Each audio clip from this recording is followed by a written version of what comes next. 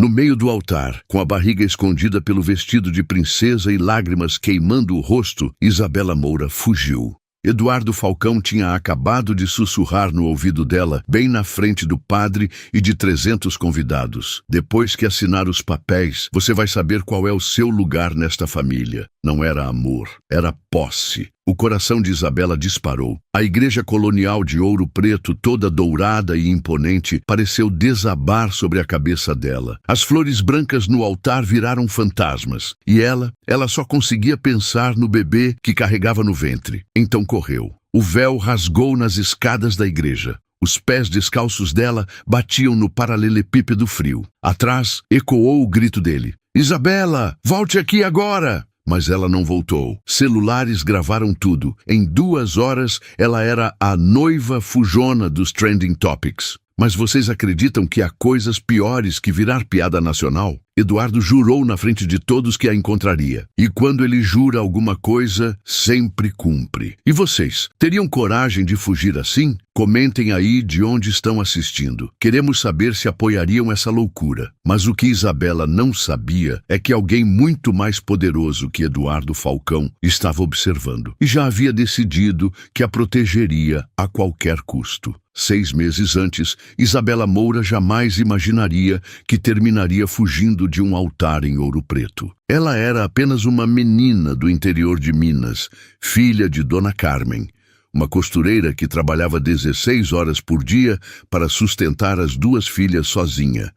A casa simples na Rua das Flores mal cabia os sonhos de Isabela.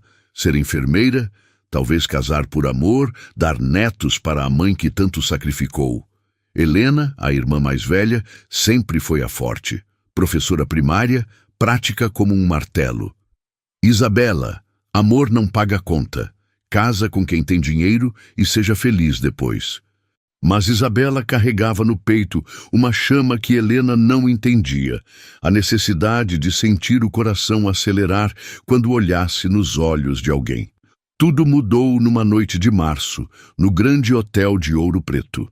A prefeitura organizara um jantar beneficente para restaurar as igrejas coloniais. Isabela estava lá apenas porque Helena insistiu.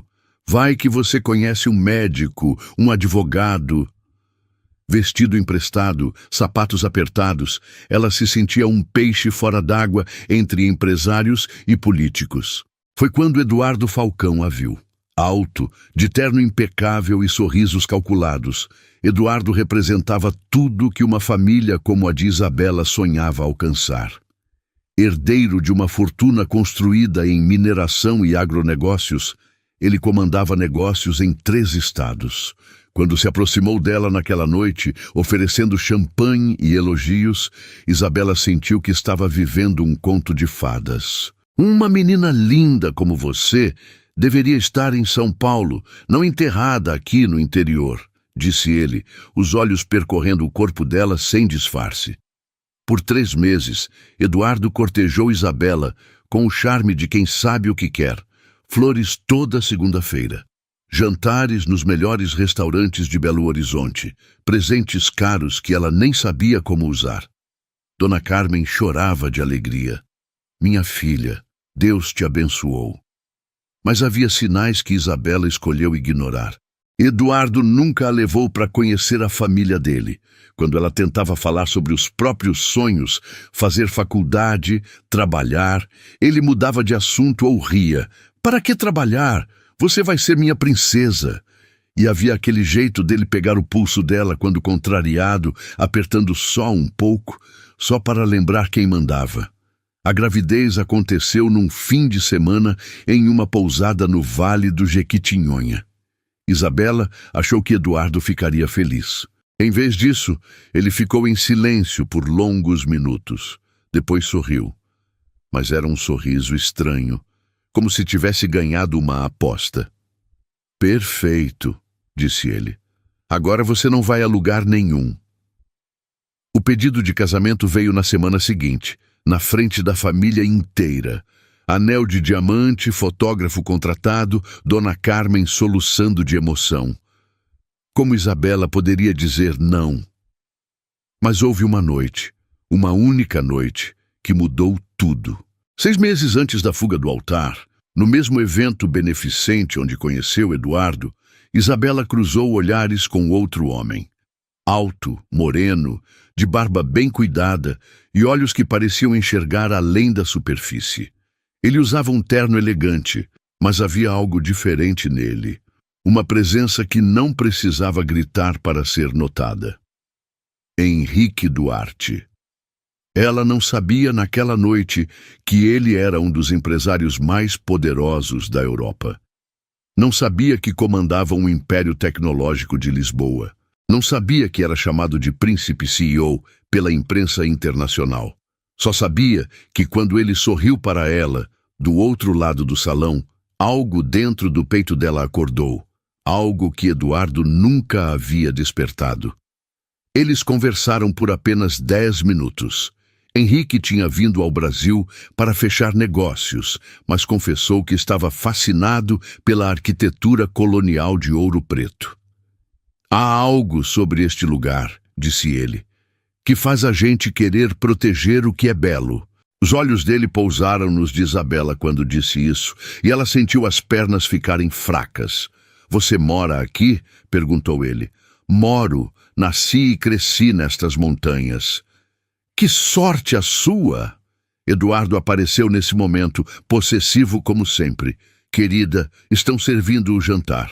Puxou Isabela pelo braço sem cumprimentar Henrique. Mas antes de se afastar, ela ouviu. Isabela, não é? Ela assentiu. Um nome lindo. Durante o jantar inteiro, Isabela sentiu os olhos de Henrique sobre ela. Quando Eduardo falava sobre os próprios negócios, alto, arrogante, ela percebia que Henrique observava tudo com expressão pensativa. No final da noite, quando Eduardo foi ao banheiro, Henrique se aproximou novamente. Posso te fazer uma pergunta indiscreta? Isabela assentiu, o coração acelerando. Você é feliz? A pergunta foi como um soco no estômago. Ninguém nunca havia perguntado aquilo para ela. Todos assumiam que ela deveria ser feliz. Estava noiva de um homem rico, não é? Mas felicidade. Felicidade era outra coisa. Antes que pudesse responder, Eduardo voltou. Henrique entregou um cartão simples. Se um dia precisar de alguma coisa. Isabela guardou o cartão no fundo da bolsa e tentou esquecer aquela conversa, mas não conseguiu. Durante os meses que se seguiram, enquanto planejava um casamento que parecia mais uma fusão empresarial, Isabela pensava naquela pergunta. Você é feliz? E quando Eduardo mostrava sua verdadeira face, controlador, frio, possessivo, ela tocava na barriga que crescia e se perguntava que tipo de vida daria a seu filho. Foi por isso que, no altar, quando ele sussurrou sobre saber seu lugar na família, algo dentro dela quebrou. Não era fuga, era libertação. Eduardo jurou que a encontraria, mas o que Isabela não sabia é que já estava sendo procurada por outro homem. O vídeo da fuga de Isabela alcançou 2 milhões de visualizações em 48 horas. Noiva fujona de Ouro Preto estava em todos os portais de fofoca. Memes com seu rosto correndo da igreja viralizaram no Twitter. No Instagram, influencers faziam piadas sobre mulher que não sabe o que quer e perdeu a chance da vida. Mas o pior estava apenas começando. Dona Regina Falcão, matriarca da família e mãe de Eduardo, não era do tipo que aceitava humilhações em silêncio. Aos 62 anos, ela comandava um império familiar com punho de ferro. Já havia destruído carreiras e reputações por muito menos que o vexame público que Isabela causara. Aquela interesseira não vai sair impune, declarou na sala de sua cobertura em São Paulo, cercada por advogados e assessores de imprensa. Ela humilhou meu filho, nossa família. Quero que seja investigada, exposta. Quero que ela se arrependa de ter nascido. Em 3 dias, a máquina de destruição Regina estava funcionando. Jornalistas apareceram na porta da casa de Dona Carmen em Ouro Preto. A senhora sabia que sua filha estava interessada apenas no dinheiro dos Falcão, Perguntavam, enfiando microfones na cara da costureira assustada. Vizinhos começaram a murmurar pelos cantos. Clientes cancelaram encomendas.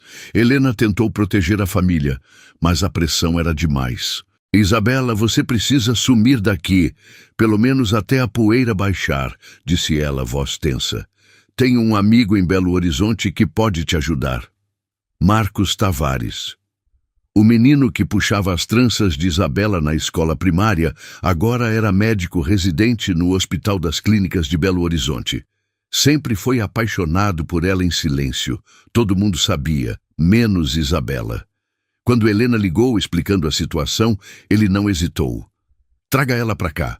Tem um apartamento pequeno, mas ela fica o tempo que precisar. Isabela chegou à capital mineira numa manhã de chuva fina, carregando apenas uma mala e o peso da vergonha nos ombros. O apartamento de Marcos ficava no bairro Santo Antônio, simples, mas aconchegante. Livros de medicina empilhados por todo lado, cheiro de café sempre no ar, plantas nas janelas que ele cuidava religiosamente. Você não precisa se explicar, disse Marcos, assim que ela chegou, os olhos castanhos cheios de compaixão. Só precisa descansar. Mas Isabela não conseguia descansar. A barriga de 4 meses já despontava, e com ela vinham as contas médicas, a necessidade de um trabalho, a pressão de reconstruir a vida do zero. Marcos ofereceu ajuda financeira, mas ela recusou. Já sou peso demais na sua vida. Você nunca foi peso, Isa, nunca. A forma como ele disse isso, com tanto carinho guardado, fez o coração dela apertar. Marcos merecia alguém que o amasse completamente, não alguém fugindo de um passado bagunçado. Foi então que Isabela teve sua primeira vitória pequena, mas significativa. Caminhando pelo centro de Belo Horizonte, procurando emprego, ela passou em frente à Clínica Santa Teresa, uma unidade de saúde comunitária que atendia famílias carentes. Um cartaz na porta anunciava: precisamos de recepcionista com experiência em atendimento. Isabela não tinha experiência formal, mas havia ajudado Dona Carmen a atender clientes na costura por anos. Sabia lidar com pessoas, organizar agenda, resolver problemas com paciência. Tomou coragem e entrou. A coordenadora era a doutora Fernanda, uma médica de 50 anos, cabelos grisalhos e sorriso cansado, mas gentil. Você tem referências? Perguntou olhando o currículo magro de Isabela. Não tenho experiência em clínica, mas sei cuidar de pessoas, respondeu Isabela, a voz firme pela primeira vez em semanas. Cresci ajudando minha mãe a atender freguesas.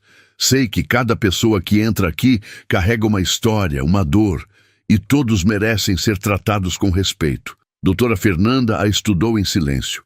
Você não é a menina dos jornais, a que fugiu do casamento em Ouro Preto?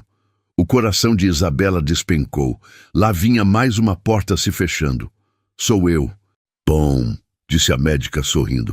Alguém que tem coragem de fugir de uma situação ruim pode ter coragem para outras coisas também. Quando pode começar? Isabela quase chorou ali mesmo. Agora. Posso começar agora. Nos primeiros dias na clínica, Isabela descobriu algo sobre si mesma que nunca havia percebido. Ela tinha um dom natural para organizar caos. A recepção estava sempre lotada.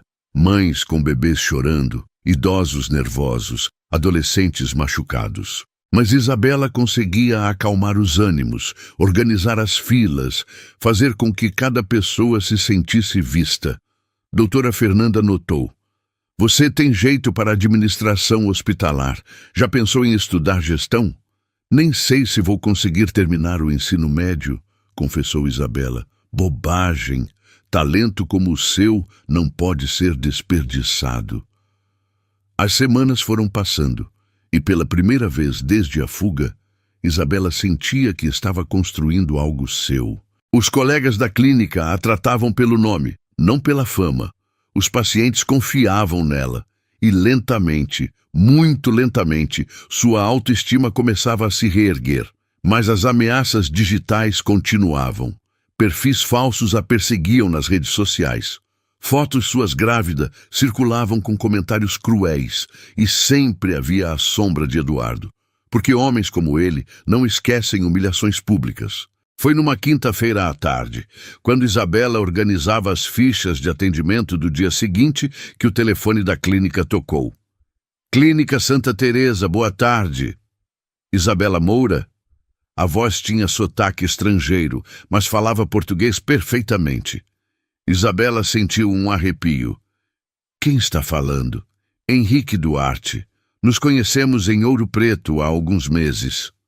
O mundo parou. Isabela apertou o fone contra o ouvido, o coração disparando. Como ele havia conseguido o número da clínica?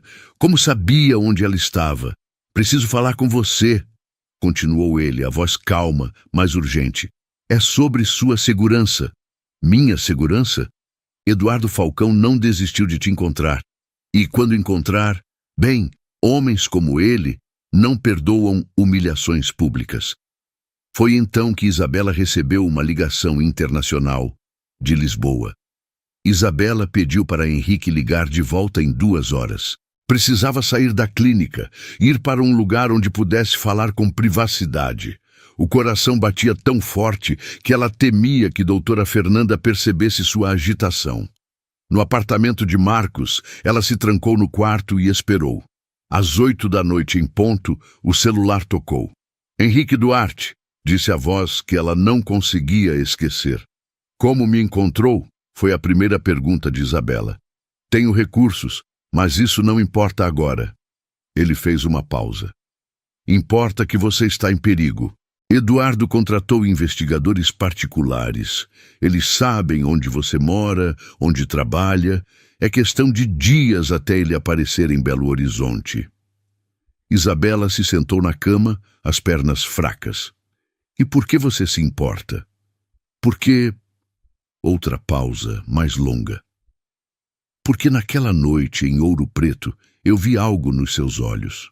Medo. E ninguém deveria viver com medo, especialmente uma mulher grávida. Você nem me conhece. Sei o suficiente. Sei que você teve coragem de fugir de um altar cheio de gente. Sei que está trabalhando numa clínica comunitária em vez de aceitar dinheiro fácil. E sei... A voz dele ficou mais baixa. Que o filho que você carrega talvez seja meu. O silêncio que seguiu foi ensurdecedor. Como você pode ter certeza? Perguntou Isabela, a voz quase um sussurro. Não posso, mas lembro de cada detalhe daquela noite. Lembro de você olhando para Eduardo com nojo quando ele falava de negócios. Lembro de você tocando na barriga discretamente durante o jantar, como se já soubesse. E lembro, ele respirou fundo, de como você olhou para mim quando perguntei se era feliz. Isabela fechou os olhos. Naquela noite, após o evento, ela havia voltado para o hotel perturbada pela conversa com o Henrique. Eduardo estava bêbado, agressivo. Ela tentou resistir, mas ele insistiu. 3 dias depois, descobriu a gravidez. Sempre assumiu que era de Eduardo, mas e se não fosse? Preciso fazer exames, disse ela. Podemos resolver isso depois. Agora preciso te tirar daí. Eduardo está vindo. Como você sabe? Porque estou monitorando os movimentos dele há 2 semanas. A revelação foi como um tapa. Você está me espionando? Estou te protegendo. Há uma diferença. Isabela se levantou, andando em círculos no quarto pequeno. Lá fora, ouvia Marcos assistindo ao noticiário, a vida seguindo seu curso normal, enquanto a dela virava de cabeça para baixo novamente. E se eu não quiser sua proteção? Então vou respeitar sua decisão. Mas primeiro, deixe-me te contar o que descobri sobre a família Falcão. Durante os próximos 20 minutos, Henrique revelou informações que fizeram o sangue de Isabela gelar. Os Falcão não eram apenas empresários ricos, eram uma dinastia construída sobre corrupção, trabalho escravo e intimidação. Eduardo já havia casado outras mulheres que depois desapareceram misteriosamente. A última, uma modelo de Goiânia, foi encontrada num lago 3 meses após tentar se divorciar. Meu Deus, murmurou Isabela. Agora entende por que precisa sair daí? Naquela mesma noite, enquanto Marcos dormia, Isabela ligou para Helena em Ouro Preto. Isa, que horas são? Aconteceu alguma coisa? Helena, preciso que você faça uma coisa para mim, mas é perigoso. Que tipo de perigoso? Isabela contou sobre Henrique, sobre as descobertas da família Falcão, sobre a necessidade de encontrar evidências que pudessem protegê-la legalmente. Helena ouviu em silêncio, e quando Isabela terminou, a irmã suspirou. Você sabe que eu sempre achei Eduardo estranho, né? Muito perfeito, muito controlador. Você pode me ajudar? Posso. Conheço gente que trabalhou para os Falcão. E também sei onde Eduardo guardava alguns papéis quando vinha visitar vocês. Nos dias seguintes, enquanto Isabela continuava trabalhando na clínica, como se nada estivesse acontecendo, uma rede secreta começou a se formar. Helena usou seus contatos como professora para conversar discretamente com ex-funcionários das empresas Falcão. Descobriu histórias de trabalho escravo nas fazendas, de ameaças a pequenos empresários, de subornos a fiscais ambientais. Nada provado oficialmente, mas muita coisa documentada informalmente. Em Belo Horizonte, Isabela percebeu que não estava sozinha na clínica. Doutora Fernanda, que atendia principalmente famílias pobres, conhecia dezenas de histórias de pessoas intimidadas por poderosos. Vocês ricos acham que podem fazer o que querem com os pobres, comentou certa tarde. Mas sempre chega a hora da conta. Aos poucos, Isabela descobriu que tinha uma rede de apoio maior do que imaginava. Dona Mercedes, a faxineira da clínica, ofereceu a casa dela se Isabela precisasse se esconder. Seu Antônio, o motorista da ambulância, disse que conhecia rotas para sair de Belo Horizonte sem ser detectado.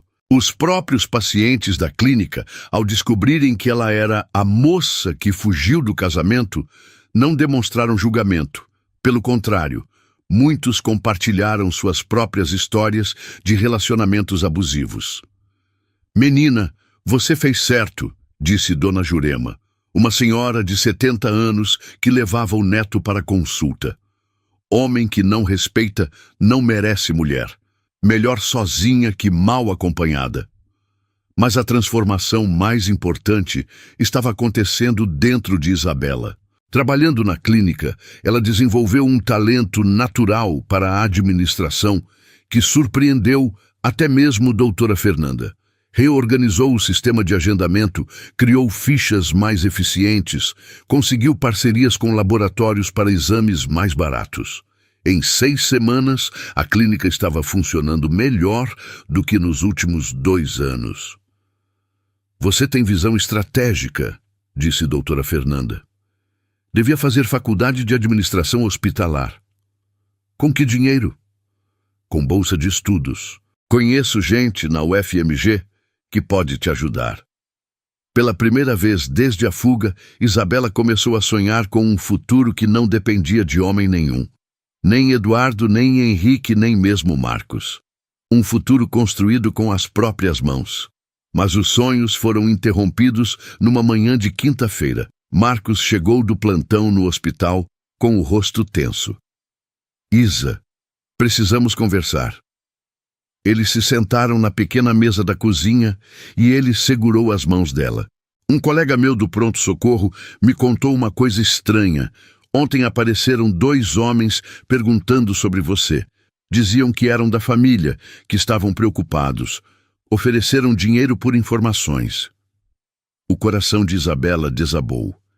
Eles descobriram onde estou. Parece que sim, e tem mais. Marcos hesitou. Eles sabiam detalhes sobre nossa amizade, sobre o apartamento. Alguém está investigando você a fundo. Foi então que o telefone tocou. Isabela atendeu com mãos trêmulas. Isabela, é Helena. Tenho notícias boas e ruins. Fala logo. A boa. Consegui documentos comprometedores dos Falcão. Muito material. E a ruim? Eduardo descobriu que eu estava investigando. Ele está indo para Belo Horizonte hoje. E não está vindo sozinho. Mas Eduardo havia contratado detetives, e eles estavam mais perto do que Isabela e Marcos imaginavam. Eduardo chegou a Belo Horizonte numa manhã de sábado, dirigindo sua BMW preta como uma bala certeira. 2 seguranças particulares o acompanhavam. Homens grandes, silenciosos, do tipo que resolve problemas sem fazer perguntas. Isabela soube, porque Henrique a avisou. Ele está hospedado no Otton Palace, centro da cidade. Planeja te abordar segunda-feira quando você sair da clínica, disse Henrique por telefone, a voz tensa. Não vai mais sozinho. Como você sabe disso? Tenho contatos no hotel. Eduardo não é discreto quando está furioso. Isabela olhou pela janela do apartamento de Marcos. Lá embaixo, a rua Sapucaí fervilhava de movimento matinal. Pessoas indo à padaria, crianças brincando na calçada, vida normal continuando enquanto a sua desmoronava mais uma vez. Henrique, disse ela, tomando uma decisão que mudaria tudo. Venha me buscar. O silêncio do outro lado da linha durou 5 segundos longos. Tem certeza? Tenho medo, e não quero mais viver com medo. Estarei aí em 12 horas. Henrique Duarte aterrissou no aeroporto de Confins às 8 da noite daquele mesmo sábado, num jato particular que fez vários passageiros olharem 2 vezes. Alto, elegante mesmo depois de 8 horas de voo, ele chamou atenção desde o desembarque. Mas foi quando chegou ao apartamento de Marcos que Isabela realmente entendeu com quem estava lidando. Marcos abriu a porta e se deparou com um homem que irradiava poder sem esforço. Terno impecável, relógio que custava mais que um carro, mas principalmente aquele jeito de ocupar o espaço como se fosse naturalmente seu. Marcos Tavares? Perguntou Henrique, estendendo a mão. Henrique Duarte. Obrigado por proteger Isabela. O aperto de mão foi educado, mas Isabela percebeu a tensão entre os 2 homens. Marcos, bonito, inteligente, seguro, mas ainda assim ofuscado pela presença de Henrique. Ela não precisava de proteção até você aparecer na vida dela, disse Marcos direto. Ela precisava de proteção desde o dia em que conheceu Eduardo Falcão, replicou Henrique calmo. A diferença é que agora ela tem alguém com recursos para oferecê-la. Isabela interveio antes que a tensão escalasse. Marcos, você pode nos dar alguns minutos? Quando ficaram sozinhos na sala pequena, Henrique se virou para ela. 6 meses depois do primeiro encontro, Isabela pôde estudá-lo melhor. Era mais novo do que imaginara, talvez 35 anos. Tinha cicatrizes pequenas nas mãos, como quem trabalhou com as próprias mãos antes de comandar um império. E nos olhos escuros havia uma intensidade que a fazia se sentir vista de verdade. Como vai o bebê? Perguntou ele, olhando discretamente para a barriga de 5 meses. Bem, é menina. Algo no rosto dele se suavizou. Menina, Henrique, por que está fazendo isso? De verdade. Ele se sentou no sofá, passando as mãos pelos cabelos. Minha mãe morreu quando eu tinha 12 anos. Assassinada pelo marido. Meu padrasto. Ela tentou fugir dele várias vezes, mas nunca tinha para onde ir, nunca tinha quem a protegesse. Olhou diretamente nos olhos dela. Jurei que se algum dia pudesse impedir que isso acontecesse com outra mulher, eu impediria. E se o bebê não for seu? Não importa. O que importa é que você e ela estejam seguras. Naquela noite, Henrique apresentou um plano que deixou tanto Isabela quanto Marcos boquiabertos. Primeira coisa, você sai de Belo Horizonte amanhã. Tenho uma casa segura em Brasília, com sistema de segurança militar. Lá você pode ficar até decidirmos o próximo passo. E o meu trabalho? Protestou Isabela. Doutora Fernanda já sabe. Conversamos hoje à tarde. Ela concorda que sua segurança vem em primeiro lugar. Marcos se levantou, agitado. Espera aí. Você não pode simplesmente aparecer aqui e decidir a vida dela.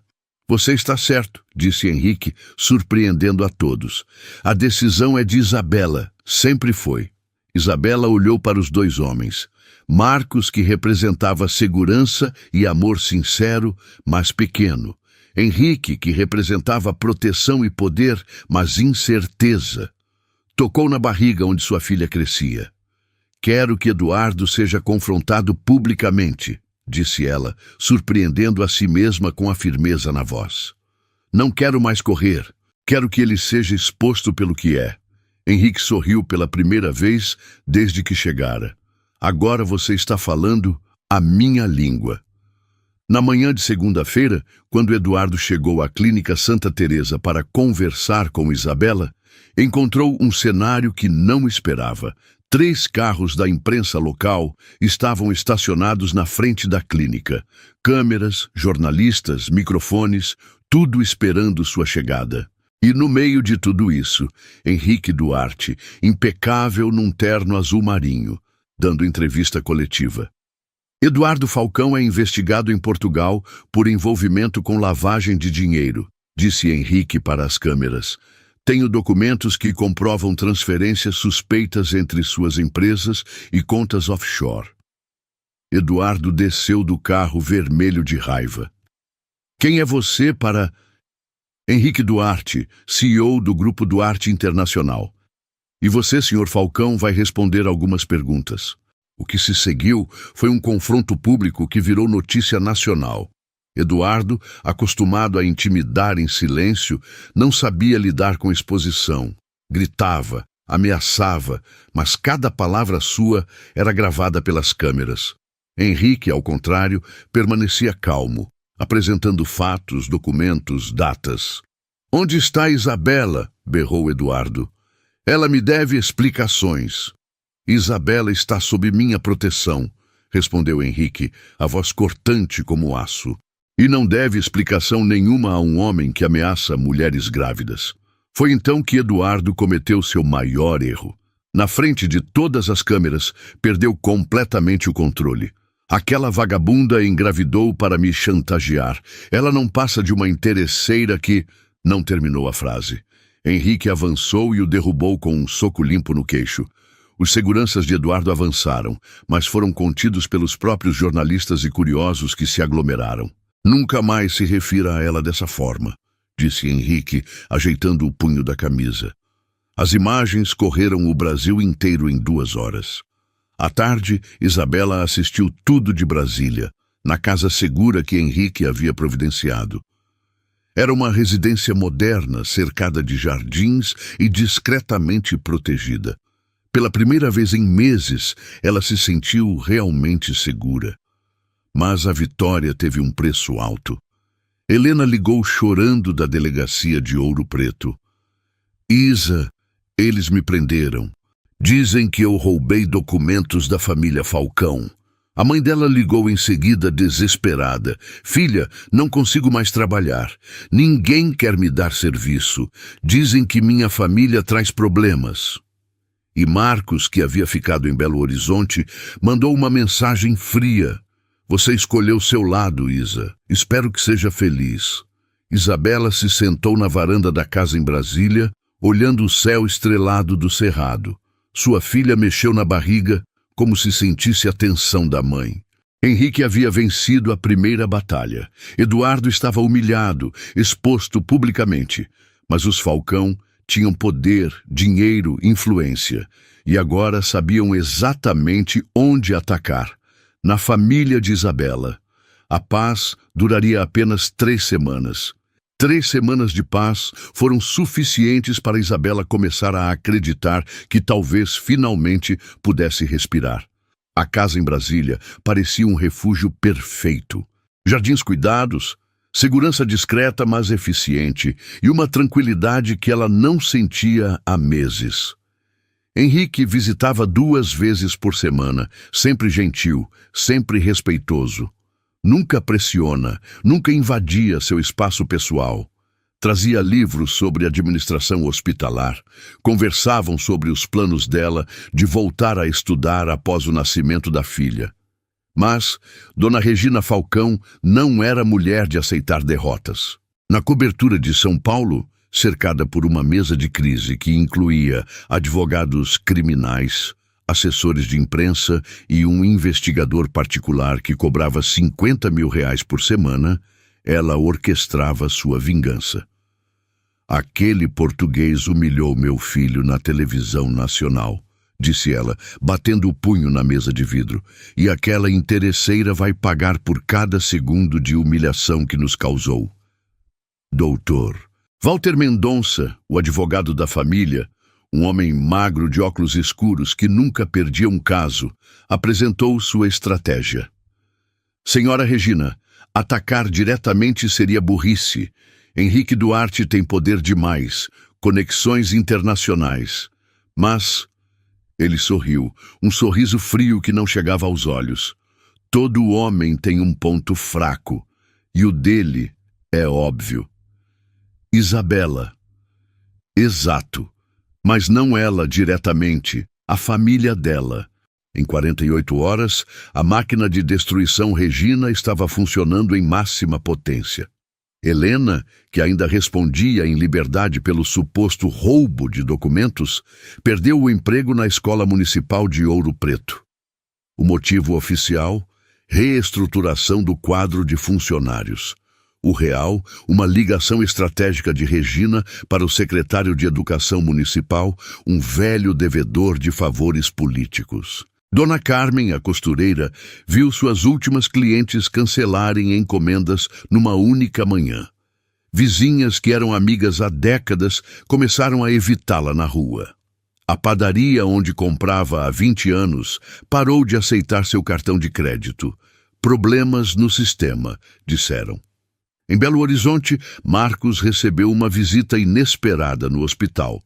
2 homens de terno, educados, se apresentaram como auditores do Conselho Regional de Medicina. Doutor Tavares, recebemos uma denúncia anônima sobre prescrições irregulares. Teremos que investigar. Marcos sabia que era perseguição. Suas prescrições eram impecáveis. Mas também sabia que uma investigação do CRM, mesmo infundada, podia destruir a carreira de um médico residente. Foi quando ele ligou para Isabela, pela primeira vez desde que ela partiu para Brasília. Isa, preciso te contar uma coisa, disse ele, a voz tensa. Estão me investigando por sua causa. Minha carreira está em risco. Isabela sentiu o mundo desabar novamente. Marcos, eu sinto tanto. Não é sua culpa, mas preciso que você entenda. Não posso mais me envolver nisso. Tenho 28 anos, 10 anos de estudo pela frente. Se perder a residência agora, eu entendo. Entende mesmo, porque parece que você escolheu viver num mundo onde pessoas como eu somos descartáveis. A ligação cortou e com ela mais uma ponte para o passado de Isabela. À tarde, quando Henrique chegou para uma de suas visitas, encontrou Isabela chorando no jardim, as mãos protegendo a barriga de 6 meses. O que aconteceu? Perguntou ele, se ajoelhando ao lado dela. Isabela contou sobre Helena desempregada, sobre Dona Carmen isolada, sobre Marcos ameaçado. Henrique ouviu em silêncio, o maxilar tensionando a cada revelação. Eles estão atacando quem você ama, disse ele por fim. É a estratégia clássica. Te isolam emocionalmente antes de te atacar diretamente. Talvez seja melhor eu voltar, aceitar o que Eduardo quer. Pelo menos minha família ficará em paz. Henrique segurou as mãos dela. Isabela, olhe para mim. Se você voltar para Eduardo agora, ele vai destruir você lentamente e sua filha vai crescer vendo a mãe ser humilhada todos os dias.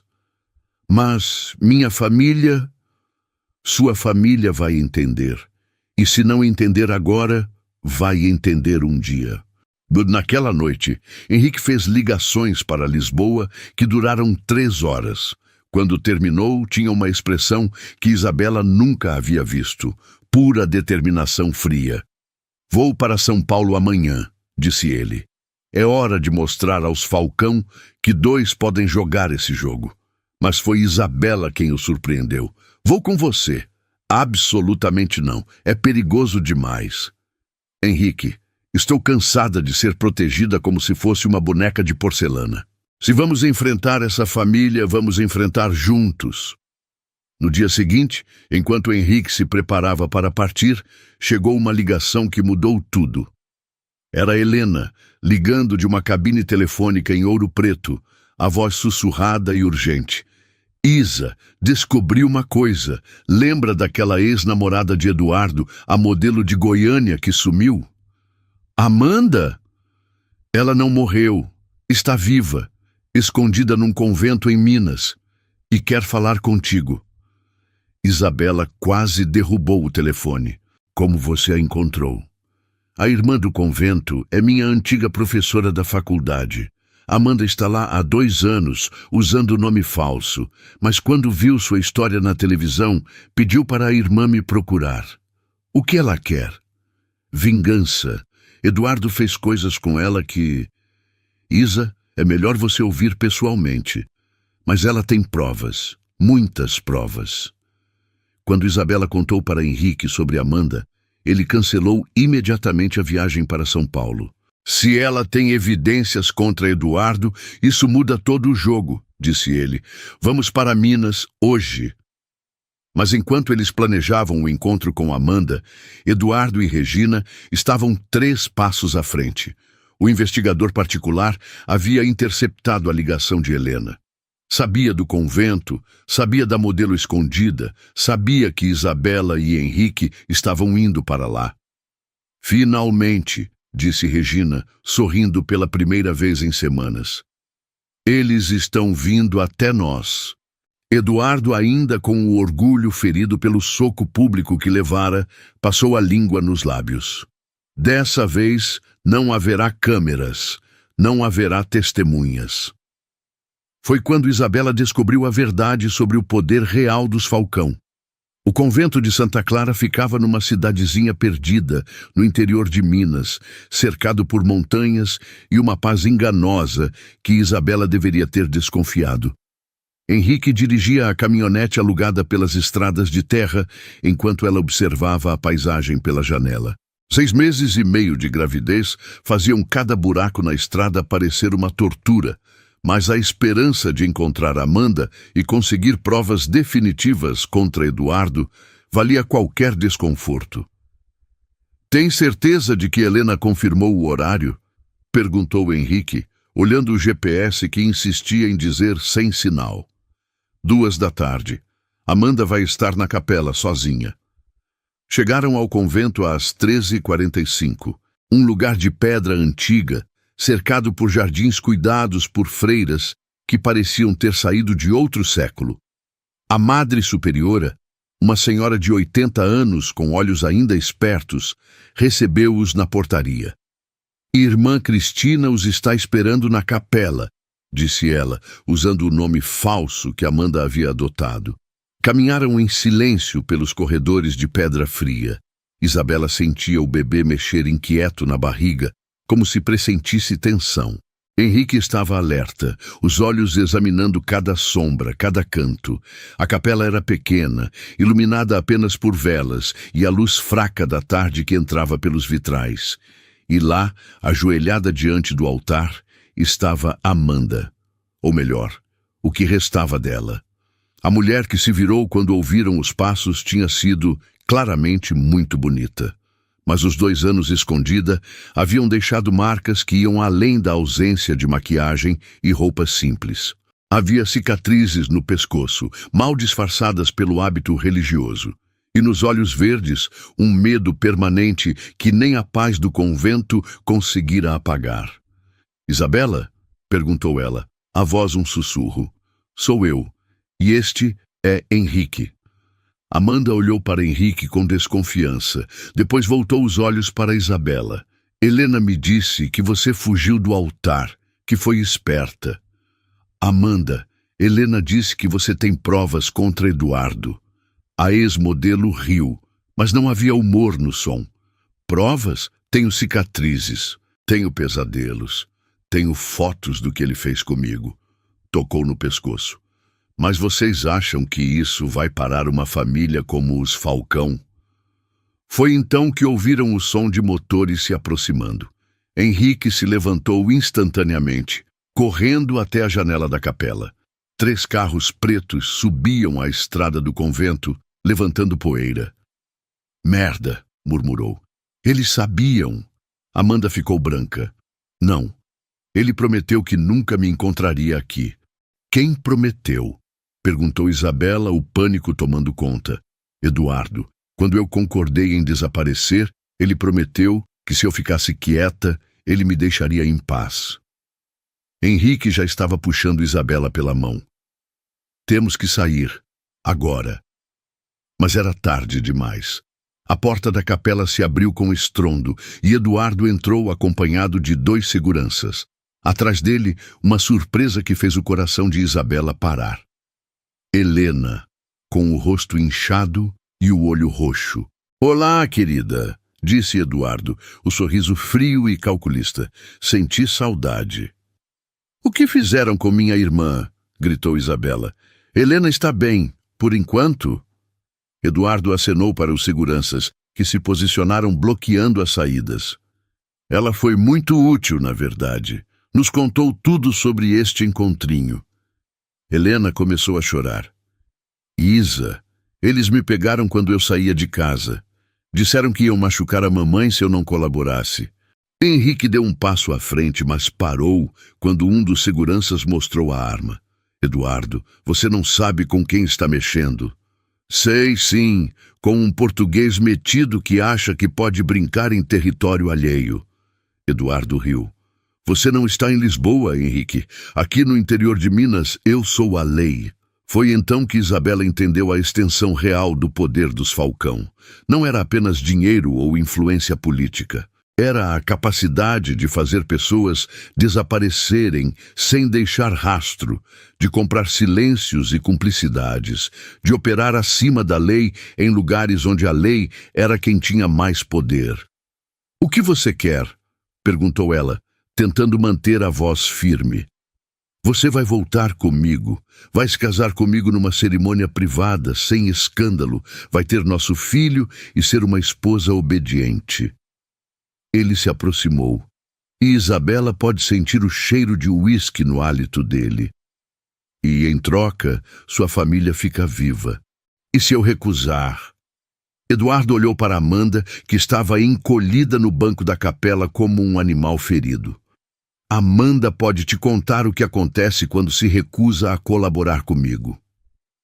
A ex-modelo levantou a cabeça, e mesmo na luz fraca da capela, as cicatrizes no pescoço ficaram visíveis.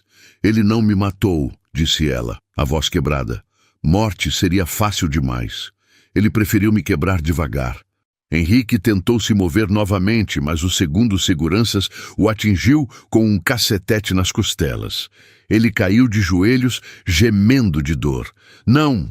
Gritou Isabela, tentando correr até ele, mas Eduardo a segurou pelo braço. Você tem 10 segundos para decidir, Isabela. Casa comigo por bem, ou todos que você ama vão sofrer por mal. Isabela olhou ao redor da capela. Helena chorando com o rosto machucado. Amanda destruída pelo medo. Henrique no chão, segurando as costelas. E no ventre, sua filha se mexendo, dependendo completamente dela para sobreviver. Pela primeira vez desde a fuga do altar, Isabela se sentiu completamente derrotada. Está bem, sussurrou. Eu aceito. Eduardo sorriu, triunfante. Ótima decisão. Mas foi então que a Madre Superiora apareceu na porta da capela, acompanhada de 2 policiais militares. Que barulho é esse na casa de Deus? Perguntou ela, a voz severa apesar da idade. Eduardo se virou irritado. Senhora, isso não é da sua conta? Violência no meu convento é sim da minha conta, jovem. Ela olhou para os seguranças armados, para Henrique machucado, para as mulheres chorando. Sargentos, prendam esses homens. Mas Eduardo riu. Madre, a senhora não entende. Eu sou Eduardo Falcão. Estes policiais trabalham para mim. E, de fato, os 2 PMs ficaram parados, sem saber o que fazer. Era visível o conflito nos rostos deles, o dever de proteger versus o medo de contrariar uma família poderosa. Foi quando a Madre Superiora fez algo que ninguém esperava. Tirou um celular do hábito e mostrou a tela para Eduardo. Tudo o que aconteceu aqui nos últimos 10 minutos foi transmitido ao vivo para o Ministério Público de Minas Gerais, incluindo suas ameaças de morte. O sorriso de Eduardo desapareceu instantaneamente. A irmã Cristina nos contou tudo sobre você, filho. E nós, freiras, podemos ser velhas, mas não somos tolas. Ela olhou diretamente nos olhos dele. Pode ter comprado policiais locais, mas não comprou Deus. Por um momento que pareceu eterno, ninguém se moveu na capela. Então Eduardo fez um sinal para os seguranças, que arrastaram Helena e correram para os carros. Isso não acabou, Isabela, gritou ele, antes de desaparecer numa nuvem de poeira. Isabela caiu de joelhos no chão frio da capela, as mãos tremendo. Henrique, ainda dolorido, a abraçou por trás. Está tudo bem, sussurrou ele. Você é mais forte do que imagina. Mas Isabela sabia que não estava tudo bem. Eduardo tinha levado Helena. Sua família estava mais vulnerável do que nunca. E ela tinha acabado de descobrir que os Falcão não eram apenas ricos e poderosos. Eram pessoas capazes de qualquer coisa. Grávida, machucada emocionalmente e com as pessoas que amava sendo usadas como peões num jogo mortal, Isabela se sentiu menor do que nunca. Foi quando lembrou das palavras da sua avó. Filha, quando você achar que não tem mais força para lutar, é aí que encontra uma força que nem sabia que tinha. Grávida, sozinha e perseguida, foi quando Isabela lembrou das palavras da sua avó. Vovó Luísa morreu quando Isabela tinha 15 anos, mas suas palavras ainda ecoavam como um mantra. Filha, quando você achar que não tem mais força para lutar, é aí que encontra uma força que nem sabia que tinha. A força vem do que você mais ama. Sentada no banco traseiro da caminhonete, enquanto Henrique dirigia em silêncio pelas estradas de Minas, Isabela tocou a barriga onde sua filha crescia. Era isso. Era dela que vinha a força, não de homem nenhum, nem Eduardo, nem Henrique. Da vida que carregava dentro de si. Para o carro, disse ela, a voz surpreendentemente firme. Henrique olhou pelo retrovisor. Isabela, precisamos sair do estado. Eduardo, para o carro, Henrique. E ele estacionou numa pracinha de cidade pequena, cercada por ipês amarelos e o silêncio da tarde mineira. Isabela desceu da caminhonete, as pernas trêmulas, mas os olhos determinados. Não vamos mais fugir, declarou. Isabela, você viu o que ele fez com Amanda, com Helena? Vi, e por isso mesmo não posso mais correr. Ela se virou para ele. Henrique, você pode me proteger fisicamente, mas não pode me proteger de viver com medo para sempre.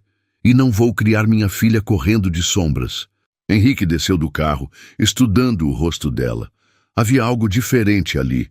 Uma luz que ele não havia visto antes, nem mesmo quando ela fugiu do altar. O que você quer fazer? Quero que Eduardo seja destruído. Não só humilhado, não só exposto, destruído, para que nunca mais possa fazer com outra mulher o que fez comigo, com Amanda, com Helena. E como pretende fazer isso?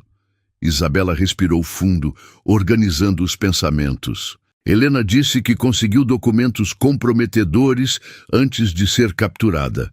Amanda tem provas das agressões. A Madre Superiora tem a gravação das ameaças. Você tem conexões internacionais. E eu... Ela tocou o ventre novamente. Eu tenho algo que Eduardo nunca vai ter. O quê? Pessoas que me amam de verdade. Naquela noite, hospedados num hotel simples em uma cidade que nem aparecia nos mapas, Isabela e Henrique traçaram um plano que era parte guerra, parte revolução. Primeiro, Helena. Henrique usou seus contatos no Ministério Público para garantir que a transmissão da Madre Superiora chegasse às mãos certas. Em 6 horas, havia um mandado de busca e apreensão contra Eduardo por sequestro. Helena deve estar na fazenda da família, em Governador Valadares, disse Henrique, depois de uma série de ligações.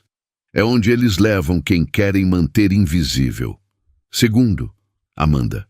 A ex-modelo havia passado 2 anos escondida, mas agora, pela primeira vez, estava disposta a testemunhar. Ela disse que tem fotos das agressões, gravações de ameaças, até recibos médicos dos tratamentos que teve que fazer, contou a Madre Superiora por telefone. Terceiro e mais importante, Isabela descobriu que tinha uma rede de apoio que ia além do que imaginava. Doutora Fernanda ligou de Belo Horizonte. Isabela, soube do que aconteceu. Conheço 23 mulheres que foram ameaçadas ou agredidas por homens poderosos. Se você estiver disposta a falar publicamente, elas também falam. Dona Mercedes, a faxineira da clínica, apareceu no hotel com 3 ônibus cheios de gente. Menina, você ajudou meus netos quando eles estavam doentes. Agora é minha vez de ajudar você. Eram mulheres, principalmente. Mães, avós, filhas que conheciam histórias parecidas. Domésticas que foram assediadas por patrões ricos. Vendedoras que foram chantageias por empresários. Professoras que foram pressionadas por políticos. Todas com uma coisa em comum: cansaço de viver com medo. Como elas souberam onde estamos? Perguntou Henrique, impressionado. Rede de mulheres, explicou Dona Mercedes, sorrindo. A gente se comunica de jeito que homem não entende. Mas foi Helena quem trouxe a peça final do quebra-cabeças. Ela ligou de uma cabine telefônica, fugindo da fazenda onde estava presa. Isa descobriu onde Eduardo guarda os documentos mais comprometedores. Não é no escritório, não é no banco, é no cofre da casa da Dona Regina, em São Paulo. Como você sabe disso? Porque ela estava mostrando para mim, queria me assustar, dizer que tinham provas contra você também, mas sem querer me mostrou onde fica tudo. Helena, isso é perigoso demais. Isa, escuta. Naquele cofre tem fotos, documentos, gravações de pelo menos 15 mulheres diferentes. Eduardo não é apenas um agressor, ele é um predador serial. Isabela fechou os olhos, sentindo a revolta subir como lava vulcânica no peito. 15 mulheres, 15 vidas destruídas ou ameaçadas, e provavelmente muito mais que nunca foram descobertas. Helena, onde você está agora? Consegui fugir, estou vindo para aí. E Isa... A voz dela ficou mais baixa. Eu trouxe uma coisa. O quê? O molde da chave do cofre. Henrique, que estava ouvindo a conversa, olhou para Isabela com admiração e medo ao mesmo tempo. Sua irmã é louca. Minha irmã é uma guerreira. No dia seguinte, o plano entrou em ação. Enquanto Henrique usava seus recursos para manter Eduardo ocupado com problemas legais, auditorias repentinas nas empresas, bloqueios de contas suspeitas, investigações internacionais, Isabela organizou algo que nenhum dos dois esperava: uma marcha. Começou com as 23 mulheres que doutora Fernanda conhecia. Depois se juntaram as moradoras da comunidade onde ficava a clínica. Então chegaram estudantes da UFMG que souberam da história pelas redes sociais, jornalistas independentes, advogadas de ONGs feministas. Em 48 horas, mais de 2.000 mulheres estavam marchando pelas ruas de Belo Horizonte com cartazes que diziam: Isabela não está sozinha e basta de violência contra mulheres. A manifestação foi transmitida ao vivo pelas redes sociais, viralizou nacionalmente, chegou até a imprensa internacional. Em poucas horas, Tibila Isabela não está sozinha estava entre os assuntos mais comentados do Twitter mundial. Eduardo, que estava acostumado a controlar narrativas através de dinheiro e influência, se viu no centro de uma tempestade que não podia comprar ou intimidar. Pela primeira vez na vida, estava enfrentando algo maior que seu poder, a indignação coletiva. Mas foi quando Dona Regina viu as imagens da marcha na televisão que tomou a decisão que mudaria tudo. "Chega", disse ela, ligando para um número que não discava há 5 anos. "Quero que elas desapareçam. Todas. Começando pela interesseira grávida." Do outro lado da linha, uma voz fria respondeu: "Vai custar caro. Não importa o preço." Henrique retornou com uma proposta que deixaria Isabela surpresa até mesmo com ela mesma. Henrique retornou da capital federal com uma proposta que deixou até mesmo Isabela impressionada. "O Ministério Público Federal quer fazer um acordo", disse ele, ainda com a gravata afrouxada, depois de 12 horas de reuniões em Brasília. "Eles oferecem proteção total para você e sua família em troca do seu testemunho contra os Falcão." Isabela estava no pequeno apartamento que haviam alugado nos arredores de Belo Horizonte, cercada por pilhas de documentos que Helena havia conseguido e depoimentos de outras vítimas que chegavam diariamente. A barriga de 7 meses a obrigava a se sentar mais devagar, mas o olhar continuava afiado. "E qual é o problema?" "O problema é que eles querem que você desapareça depois. Programa de proteção à testemunha. Nome novo, vida nova, filha crescendo longe de tudo isso." Henrique se sentou ao lado dela. "Você estaria segura, mas a luta acabaria." E as outras mulheres? As 15 que Eduardo destruiu? As centenas que ainda vivem com medo? Continuariam vivendo com medo. Isabela tocou a barriga, sentindo a filha se mexer inquieta, como se até ela soubesse que decisões importantes estavam sendo tomadas. "Não aceito." "Isabela, seja razoável. Regina contratou assassinos profissionais. Interceptei uma ligação." "Não aceito", repetiu ela mais firme. "Fugir agora seria trair todas as mulheres que confiaram em mim." Foi então que Helena chegou com notícias que mudariam tudo. Ela entrou no apartamento com os olhos brilhando de adrenalina e uma pasta de documentos debaixo do braço. "Consegui. Entrei na casa da Regina." Henrique se levantou alarmado. "Helena, você enlouqueceu? Se te pegassem..." "Mas não me pegaram." Ela espalhou fotos e documentos pela mesa. "E o que encontrei é pior do que imaginávamos." O que Helena havia descoberto no cofre de Regina Falcão não eram apenas provas das agressões de Eduardo. Era o arquivo completo de uma operação criminosa que durava décadas. Chantagens, extorsões, assassinatos encomendados, tráfico de influência, lavagem de dinheiro internacional. "Olhem esta lista", disse Helena, apontando para um documento. "Nomes de juízes, promotores, políticos, empresários, todos pagando propina ou sendo chantageados pelos Falcão." Isabela estudou os papéis com horror crescente. "Meu Deus, eles controlam meio governo de Minas. E parte do governo federal", acrescentou Henrique, examinando transferências bancárias. "Esta operação fatura bilhões por ano." "Mas tem mais", disse Helena, puxando uma pasta específica. "Eduardo não é o único filho dos Falcão envolvido em violência contra mulheres. O irmão mais novo, Rodrigo, foi investigado por estupro 3 vezes, sempre abafado. E a irmã Patrícia comanda uma rede de exploração sexual. Traz meninas do interior com promessas de emprego e..." Helena não conseguiu terminar a frase.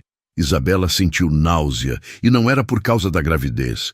Era pela dimensão do horror que havia descoberto. "Temos que expor isso, tudo." "Isabela", disse Henrique, a voz cautelosa, "se divulgarmos isso, não estaremos apenas enfrentando Eduardo. Estaremos declarando guerra contra uma das maiores organizações criminosas do país. E daí? Daí que organizações assim não deixam inimigos vivos." Foi nesse momento que o telefone de Helena tocou. Ela atendeu e em poucos segundos seu rosto ficou branco. Era mamãe, disse ela, a voz tremendo. Regina foi até a casa. Levou mamãe. O mundo parou. Isabela se levantou com dificuldade, a mão na barriga. O quê? Mamãe disse que Regina chegou com 2 homens. Disse que era para negociar e que se eu e você não entregarmos os documentos em 24 horas... Helena começou a chorar. O que, Helena? Ela disse que mamãe vai ter o mesmo fim que a modelo Amanda deveria ter tido. Henrique começou a fazer ligações frenéticas, mobilizando todos os contatos que tinha na Polícia Federal, no Ministério Público, até em Portugal. Mas era fim de semana, era interior de Minas, era o território onde os Falcão mandavam há décadas. 24 horas não é tempo suficiente para mobilizar proteção oficial, disse ele, desligando o telefone. Temos que fazer algo por conta própria. Como o quê? Uma troca, os documentos por Dona Carmen. Isabela balançou a cabeça. Se dermos os documentos, perdemos toda a prova. E mamãe vai morrer do mesmo jeito, porque Regina não deixa testemunhas vivas. Então o que sugere? Isabela olhou para os documentos espalhados pela mesa. Décadas de crimes, centenas de vítimas, bilhões em dinheiro sujo. Então olhou para Helena, que chorava silenciosamente, e para Henrique, que a observava com uma mistura de admiração e terror. Vamos fazer uma troca, mas não a que eles esperam. Explique. Vamos dar os documentos para eles. Mas primeiro... Ela pegou o celular. Vamos escanear tudo e mandar para cada jornalista, cada promotor, cada juiz honesto que conhecemos, simultaneamente. Henrique a olhou como se ela tivesse enlouquecido. Isabela, assim que os documentos vazarem, eles vão matar sua mãe na hora. Não se a gente chegar primeiro. Como? Helena conhece a fazenda onde eles estão mantendo mamãe. Você tem contatos que podem nos dar equipamento, gente armada. E eu... Ela tocou a barriga mais uma vez. Eu tenho a única coisa que Regina quer de verdade. Que é? Ver minha filha nascer presa num porão como uma falcão. Ela não quer só me matar, quer me quebrar primeiro. Helena parou de chorar e olhou para a irmã. Isa, isso é loucura. É. Mas é a única chance que temos de salvar mamãe e expor esses monstros ao mesmo tempo. Henrique passou as mãos pelos cabelos, calculando as probabilidades. Mesmo que consigamos resgatar Dona Carmen, mesmo que exponhamos os crimes, Regina vai mandar matadores atrás de vocês pelo resto das vidas. Então vamos ter que garantir que ela não tenha mais recursos para contratar matadores. Como? Isabela sorriu, e havia uma frieza naquele sorriso que lembrava muito a própria Regina. Vamos quebrar o império deles, completamente, em uma única noite. Foi então que Helena fez uma pergunta que mudaria tudo. E se der errado? Se der errado, disse Isabela, olhando pela janela para as luzes de Belo Horizonte, pelo menos nossa filha vai saber que lutamos. Mas Eduardo havia preparado uma armadilha final. O encontro foi marcado para meia-noite, numa fazenda abandonada em 7 Lagoas, território neutro, onde nem os Falcão nem a polícia tinham controle total. Mas Eduardo havia transformado aquilo numa armadilha perfeita. Isabela chegou no banco traseiro da caminhonete blindada que Henrique havia conseguido através de contatos militares. A barriga de 7 meses, tornando cada movimento uma dificuldade. Helena dirigia, as mãos tremendo no volante, enquanto Henrique verificava pela 3ª vez os equipamentos de comunicação. Lembrem-se, disse ele, ajustando o fone de ouvido. Assim que eu der o sinal, vocês saem. Não importa o que esteja acontecendo comigo. Henrique, começou Isabela, não discuta. Sua filha precisa de você viva. A fazenda apareceu entre as montanhas como uma cicatriz na paisagem. Construções velhas, cercas quebradas, mas dezenas de carros estacionados que indicavam que o lugar estava longe de abandonado. E foi aí que Isabela percebeu que havia caído numa armadilha muito maior do que imaginava. Não eram apenas Eduardo e Regina esperando por ela. Havia câmeras de televisão, jornalistas, até um caminhão de transmissão ao vivo de uma emissora nacional. Eduardo havia transformado o confronto final numa encenação midiática. "Meu Deus", murmurou Helena. "É uma emboscada televisionada." Do lado oposto da propriedade, debaixo de holofotes improvisados, Eduardo estava dando entrevista coletiva, terno impecável, cabelo penteado, o sorriso confiante de quem controla a narrativa. Isabela Moura é uma mulher desequilibrada que fugiu do próprio casamento e agora está tentando destruir minha família com acusações falsas, dizia ele para as câmeras. Esta noite vamos esclarecer tudo, publicamente. Regina estava ao lado do filho, elegante mesmo no meio do nada, com a postura de rainha que nunca perdeu uma batalha. E atrás dela, numa cadeira de rodas, estava Dona Carmen. A mãe de Isabela parecia menor, mais frágil, mas seus olhos ainda brilhavam com a mesma teimosia das filhas. Havia um curativo no braço direito e um hematoma no rosto, sinais de que não havia sido tratada com gentileza. "Isso é loucura", disse Henrique. "Eles estão transmitindo ao vivo. Se machucarmos alguém na frente das câmeras, é exatamente o que Eduardo quer", percebeu Isabela. "Ele quer que eu pareça a vilã, a mulher grávida que atacou uma família respeitável." Foi então que o celular dela tocou. Eduardo, ligando da fazenda. "Olá, querida. Está vendo o espetáculo que preparei para você?" "Eduardo, solta minha mãe. Isso é entre nós." "Não, não é. Isso virou uma questão de honra familiar. Você me humilhou na televisão, lembra? Agora é minha vez." Isabela olhou através dos binóculos que Henrique havia trazido. Podia ver sua mãe claramente, imóvel na cadeira de rodas, mas viva. "O que você quer?" "Simples. Você vem até aqui na frente de todas as câmeras, pede desculpas publicamente por ter difamado minha família e casa comigo. Agora, hoje. E se eu recusar?" Eduardo moveu o telefone e Isabela pode ouvir a voz de sua mãe ao fundo. "Isabela, não venha, filha. É armadilha." Depois um barulho de tapa, um gemido abafado. "Sua mãe está bem, por enquanto." A voz de Eduardo voltou, fria. "Mas acidentes acontecem, especialmente com pessoas idosas em cadeiras de rodas próximas a penhascos." Isabela olhou ao redor. A fazenda estava no alto de um morro, com um penhasco de mais de 50 metros do lado norte. Se Dona Carmen caísse dali... "Você tem 15 minutos, Isabela. Depois disso, vou ter que demonstrar para as câmeras o que acontece com pessoas que desrespeitam minha família." A ligação cortou. Henrique estava falando urgentemente no rádio com os contatos que havia mobilizado. "Onde está a equipe tática? Preciso de apoio agora." A resposta que veio pelo rádio foi devastadora. "Henrique, tivemos um problema. A operação foi vazada. Os Falcão tinham informações sobre nossos planos. A equipe foi detida numa blitz de rotina a 20 quilômetros daí." "Merda", murmurou Henrique. "Eles têm informantes na polícia." Helena olhou para Isabela. "Isa, não podemos entrar lá. É suicídio." Isabela estudou a fazenda através dos binóculos. Dezenas de homens armados, câmeras por toda parte, sua mãe indefesa no meio de tudo, e Eduardo triunfante controlando cada segundo da encenação.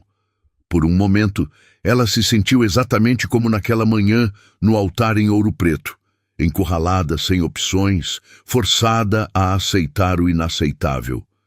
Mas então lembrou de algo que a avó costumava dizer: "Filha, quando o inimigo te cerca por todos os lados, é porque você está no centro. E quem está no centro tem o poder de mudar o jogo." "Henrique", disse ela, a voz estranhamente calma, "você disse que escaneou todos os documentos, certo?" "Sim, mas... E você tem contatos em jornais internacionais?" "Tenho, mas não vejo como." Helena, você ainda tem o molde da chave do cofre da Regina? Tenho, mas ela não está mais na casa dela, está aqui. Isabela sorriu, e havia algo perigoso naquele sorriso. Meninas, Eduardo cometeu o maior erro da vida dele. Qual? Ele trouxe Regina para longe da base dela e deixou a casa desprotegida. Ela pegou o telefone. Henrique, ligue para seus contatos jornalísticos. Diga que em 2 horas terão a maior investigação criminal da década.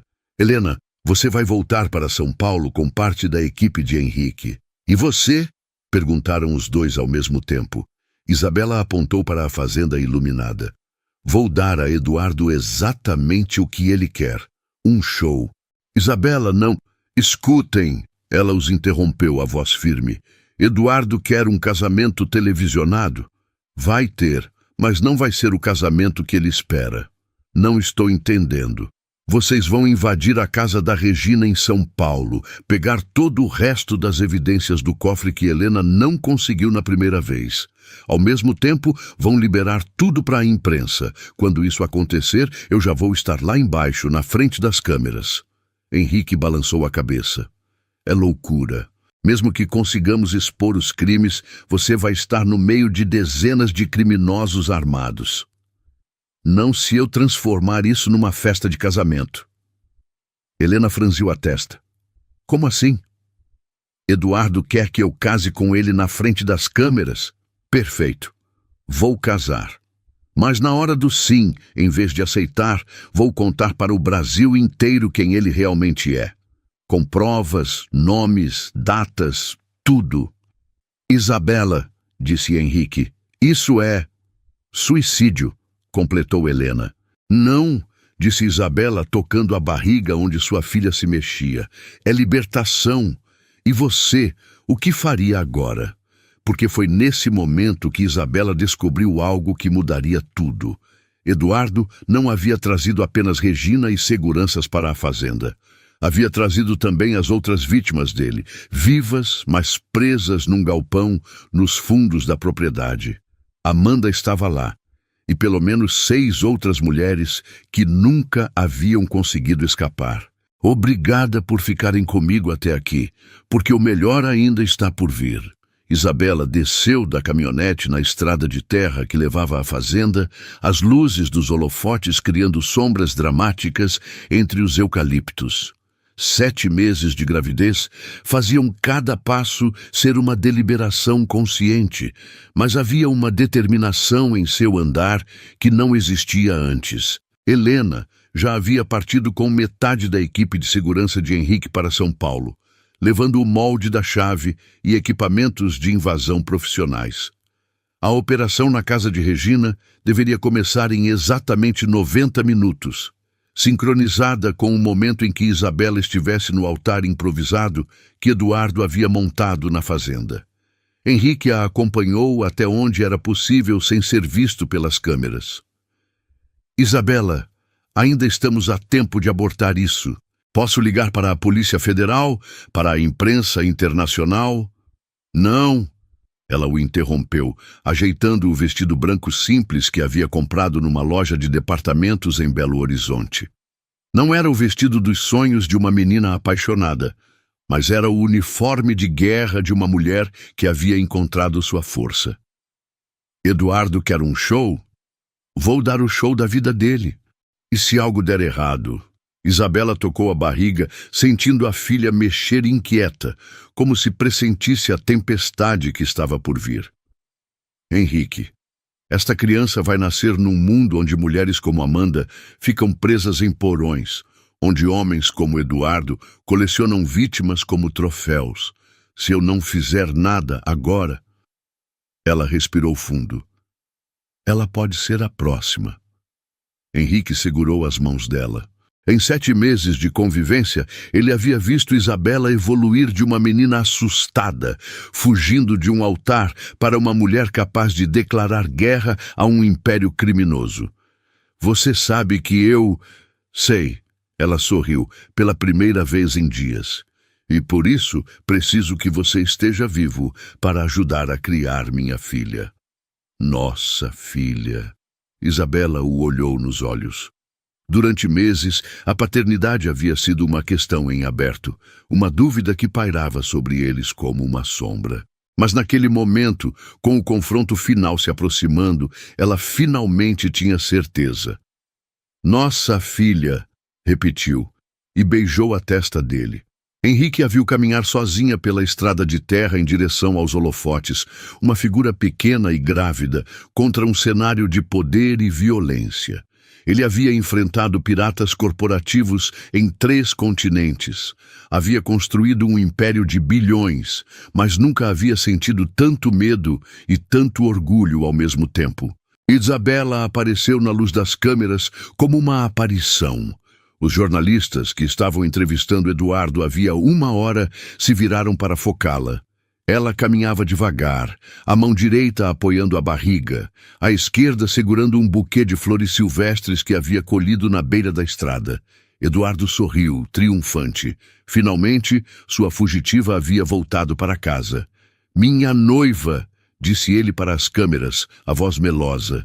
Isabela finalmente entendeu que o amor verdadeiro supera qualquer mal-entendido. Regina, elegante mesmo no meio do nada, ajustou o colar de pérolas e sorriu para os jornalistas. É uma história linda, não acham? A menina pobre que quase perdeu o homem dos sonhos por orgulho bobo. Dona Carmen, na cadeira de rodas, olhou para a filha se aproximando. Havia terror em seus olhos, mas também algo parecido com orgulho. Como se ela soubesse que Isabela não estava ali para se render, mas para lutar. O padre contratado por Eduardo, um homem claramente constrangido com toda a situação, se posicionou diante do altar improvisado. Atrás dele, 2 bandeiras tremulavam na brisa noturna, a do Brasil e a da família Falcão. "Estamos aqui reunidos", começou o padre, a voz hesitante, "para celebrar a união de Eduardo Falcão e Isabela Moura." As câmeras captavam cada detalhe. A transmissão ao vivo estava sendo acompanhada por milhões de pessoas em todo o país. Uns curiosos com o escândalo, outros torcendo pela menina corajosa que fugiu do altar. Mas havia outra transmissão acontecendo simultaneamente. Em São Paulo, Helena e a equipe de invasão de Henrique estavam dentro da casa de Regina. O sistema de segurança havia sido desativado por um hacker português que Henrique conhecia desde os tempos de universidade. As câmeras internas haviam sido hackeadas. E Helena, com o molde da chave que havia roubado semanas antes, abria o cofre pessoal de Regina pela 2ª vez. Só que agora ela não estava sozinha. "Meu Deus", murmurou o cinegrafista independente que Henrique havia contratado, filmando dezenas de pastas organizadas por ano. "Tem arquivo aqui desde 1995. "Filma tudo", disse Helena, as mãos tremendo enquanto abria pasta após pasta. Fotos de mulheres machucadas, documentos de chantagem, recibos de pagamentos a matadores. Uma lista com mais de 100 nomes. Políticos, juízes, empresários, todos sob controle dos Falcão. E no fundo do cofre, numa caixa de metal lacrada, Helena encontrou algo que fez seu sangue gelar. Passaportes, dezenas deles, todos de mulheres jovens, com carimbos de entrada no Brasil, mas nunca de saída. "Helena", disse o cinegrafista, "isso não é só crime organizado, é tráfico internacional." "Filma", ela repetiu, a voz dura. "Filma tudo." Na fazenda, a cerimônia continuava. "Eduardo Falcão", dizia o padre, "você aceita Isabela Moura como sua esposa para amá-la e respeitá-la na alegria e na tristeza?" "Aceito", disse Eduardo, o sorriso mais largo do que nunca. "Isabela Moura", o padre se virou para ela, "você aceita Eduardo Falcão como seu esposo para amá-lo e respeitá-lo na alegria e na tristeza?" Isabela olhou para as câmeras. Milhões de pessoas esperando sua resposta. Eduardo confiante ao lado. Regina sorrindo como uma rainha. Dona Carmen, imóvel na cadeira de rodas, mas com os olhos cheios de uma força que Isabela reconhecia. A mesma força que havia herdado de gerações de mulheres que sobreviveram a tudo. Antes de responder, disse Isabela, a voz clara e firme. Gostaria de dizer algumas coisas. Eduardo franziu a testa. Querida, este não é o momento. É exatamente o momento. Ela o interrompeu, se virando diretamente para as câmeras principais. Brasil, vocês merecem saber a verdade sobre o homem que estou prestes a, ou não, aceitar como marido. Em São Paulo, Helena recebeu a deixa pelo fone de ouvido. Agora, murmurou para o cinegrafista. A transmissão ao vivo da invasão começou a ser exibida simultaneamente nas redes sociais. Em segundos, Verdade dos Falcão estava viralizando junto com Guibas Casamento ao Vivo. O Brasil inteiro estava assistindo a 2 shows ao mesmo tempo. O casamento forçado numa fazenda em Minas e a exposição de um império criminoso numa cobertura em São Paulo. Eduardo percebeu que algo estava errado quando viu Regina olhar para o celular e ficar pálida. O que foi? Sussurrou ele. Alguém invadiu minha casa. Estão transmitindo. Estão mostrando. Foi quando Isabela sorriu. E havia algo feroz naquele sorriso, algo que lembrava muito a própria Regina quando planejava destruir inimigos. Eduardo, disse ela, ainda olhando para as câmeras, sobre sua pergunta, minha resposta é... O Brasil inteiro prendeu a respiração. O confronto seria em Lisboa, diante da elite europeia. Eduardo, disse Isabela, olhando diretamente para as câmeras que transmitiam ao vivo para milhões de brasileiros. Sobre sua pergunta, minha resposta é não. O silêncio que seguiu foi ensurdecedor. Eduardo ficou vermelho, as veias do pescoço saltando. Isabela, você não entende o que está fazendo. Entendo perfeitamente. Ela se virou para as câmeras principais. Brasil, vocês merecem saber quem é realmente Eduardo Falcão, e eu tenho provas. No exato mesmo momento em São Paulo, Helena estava diante do cofre aberto de Regina, transmitindo ao vivo para as redes sociais. Gente, olhem o que estamos encontrando aqui, dizia ela, mostrando documentos para a câmera. Passaportes de mulheres que entraram no Brasil, mas nunca saíram. Fotos de agressões. Recibos de pagamentos a assassinos. As 2 transmissões corriam lado a lado nas televisões do país. Verdade dos Falcão explodiu nas redes sociais. Em questão de minutos, jornalistas do mundo inteiro estavam repostando o conteúdo. Eduardo olhou para os seguranças, desesperado. Derrubem as câmeras, agora! Mas era tarde demais. A verdade estava sendo transmitida ao vivo para o mundo. Isabela continuou, a voz firme apesar da barriga pesada e do medo que sentia. Eduardo Falcão não é um empresário respeitável. É um predador que coleciona mulheres como troféus. Amanda Silva, que vocês achavam que estava morta, está presa num galpão aqui na fazenda, junto com pelo menos 6 outras mulheres. As câmeras captaram o momento em que Eduardo perdeu completamente o controle. Sua vagabunda! Gritou ele, avançando para bater nela. Mas Isabela não recuou. Em vez disso, ela gritou, Henrique, agora! De dentro da mata que cercava a fazenda, projectores militares se acenderam, iluminando todo o terreno como se fosse dia. Helicópteros da Polícia Federal apareceram no horizonte, o barulho das hélices cortando a noite mineira. Eduardo olhou ao redor confuso. Isso não pode estar acontecendo? Pode sim, disse Isabela, sorrindo pela primeira vez em meses. Porque você cometeu um erro fatal, Eduardo. Você subestimou uma mulher grávida. Foi então que Regina percebeu a extensão do desastre. Ela tentou correr para a caminhonete, mas agentes federais já estavam cercando toda a fazenda. Sua casa em São Paulo estava sendo invadida ao vivo na televisão nacional. Décadas de crimes estavam sendo expostos simultaneamente. Mãe! Gritou Eduardo vendo Regina sendo algemada. Faça alguma coisa! Mas Regina já não tinha poder para fazer nada. Pela primeira vez em 62 anos, Dona Regina Falcão estava sendo tratada como uma criminosa comum. Os agentes federais libertaram Dona Carmen da cadeira de rodas. A primeira coisa que ela fez foi correr até Isabela. Ou tentar correr com as pernas ainda fracas do cativeiro. Minha filha, sussurrou ela, abraçando Isabela. Minha menina corajosa. Mas o momento mais importante ainda estava por vir. Henrique apareceu escoltado por agentes federais, dirigindo-se para o galpão nos fundos da fazenda onde Eduardo mantinha suas vítimas.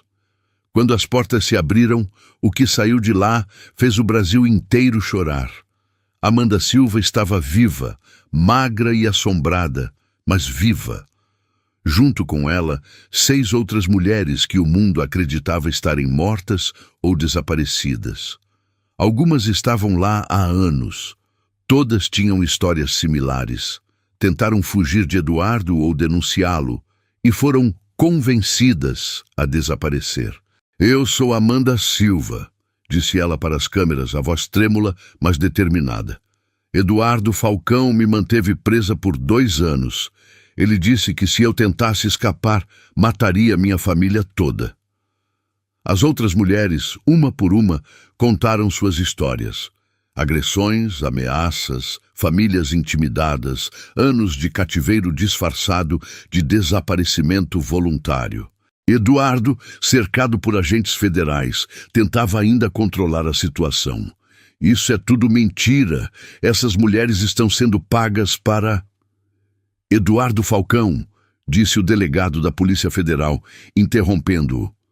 Você está preso por formação de quadrilha, tráfico de pessoas, cárcere privado, ameaças, agressão e tentativa de homicídio. Tem o direito de permanecer calado. Enquanto Eduardo era algemado, Isabela sentiu uma contração forte. O estresse, a tensão, as emoções dos últimos dias finalmente cobraram seu preço. Ela se dobrou de dor, segurando a barriga. Henrique! Gritou Dona Carmen. Henrique correu até ela, pegando-a no colo. O bebê está chegando! Murmurou Isabela. Agora! Uma ambulância estava de prontidão, parte do plano que Henrique havia traçado. Enquanto Isabela era levada para o hospital mais próximo, as câmeras continuavam transmitindo a prisão de toda a família Falcão. Regina, Eduardo, Rodrigo, o irmão estuprador, Patrícia, que comandava a rede de tráfico, todos sendo levados em carros da Polícia Federal enquanto o Brasil assistia ao fim de um império de terror. Mas o verdadeiro clímax aconteceu 3 horas depois, no Hospital Regional de 7 Lagoas. Às 4h37 da manhã, Isabela deu à luz a uma menina saudável de 3,2 quilos.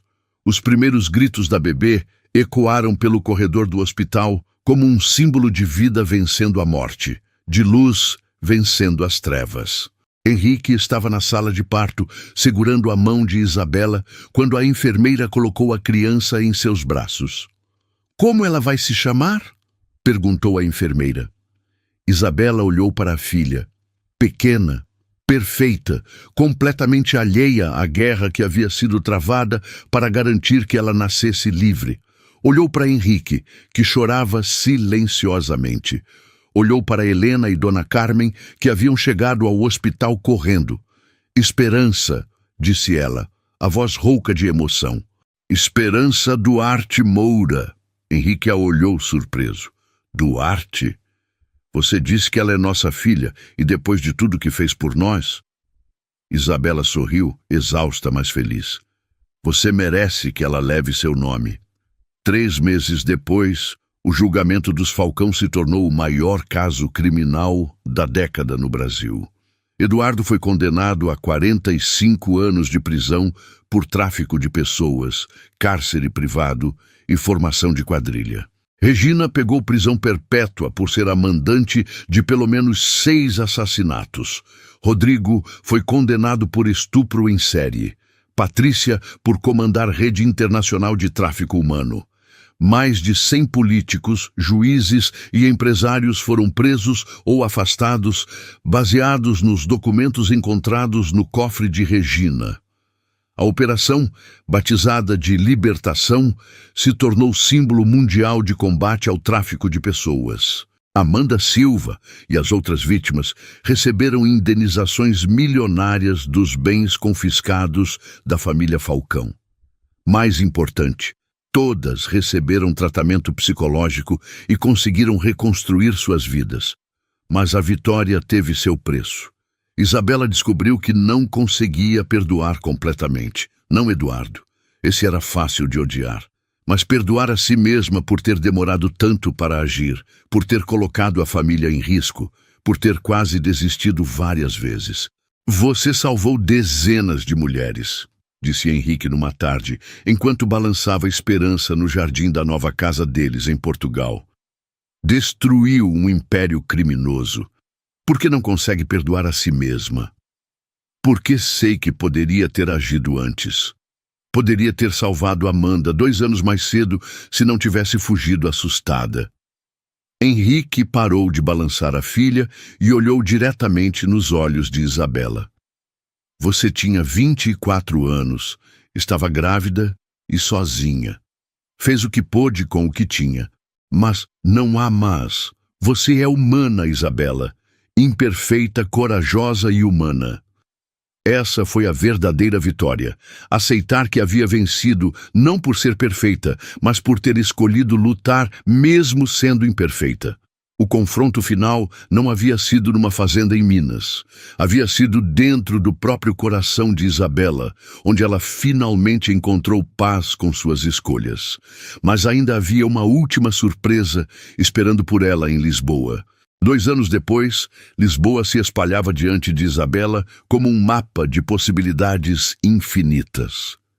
Ela estava na varanda do apartamento que dividia com Henrique no Chiado, observando Esperança dar seus primeiros passos cambaleantes entre as cadeiras do terraço.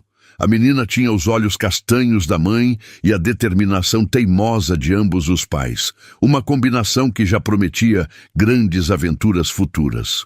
Mamãe, gritou Esperança, correndo para os braços de Isabela com o equilíbrio incerto de quem está descobrindo o mundo sobre 2 pernas. Isabela a pegou no colo, inalando o cheiro de bebê que ainda persistia mesmo com ela já caminhando. 2 anos. 2 anos desde aquela noite terrível e libertadora na fazenda em Minas. Às vezes parecia uma vida inteira, às vezes parecia que havia sido ontem.